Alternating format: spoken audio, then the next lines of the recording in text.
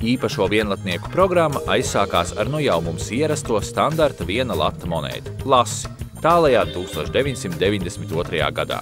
Bet pamazām lasim pievienojās stārķis, sniegavīrs, skursteņslauķis, sprīdītis, baravika un citi tēli. Kopumā tagad apgrozībā vai arī kolekcionāru albumos un kastītēs atrodami 18 dažādu veidu vienlatnieki. Nejauši aizsākusies, tā tomēr jau ir paspējusi iemantot cilvēku mīlestību. Reiz kādu konkursu laikā pavisam nejauši atlidoja stārķis Olgas Šilovas izpildījumā. Un tajā konkrētajā konkursā šis projekts neguva uzvaru, bet tika atstāts kādai citai reizē, jo bija sajūta, ka tāda pienāks. Un, kad Latvijas bankas vadība akceptēja domu par lata monētu dažādošanu, tad arī mēs ņēmām Olgas Šilovas veidojumu. Tas, protams, tika pārstrādāts atbilstoši lata monētas specifikai.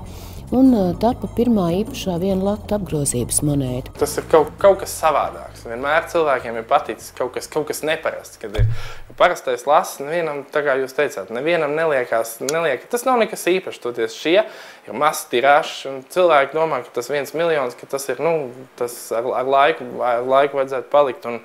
Un viņi ir lēti, teiksim, viņi ir viegli pieejami lielākai sabiedrības daļai. Tā ir mūsu nacionālā valūta, un mums ir emocionāla, kā varētu teikt, pieķeršanās, jo tā ir mūsu nauda, un viņa attēlo lūk šos dabas visādas elementus. Tas ir kaut kāds latviešu kultūras kods vienā ziņā, jo mēs kā Eiropas sabiedrība esam saglabājuši to reto kvalitāti, dziļas attiecības ar dabu. Un to mūsu naudas zīmes, monetārās naudas zīmes, teiksim, metālā apliecina.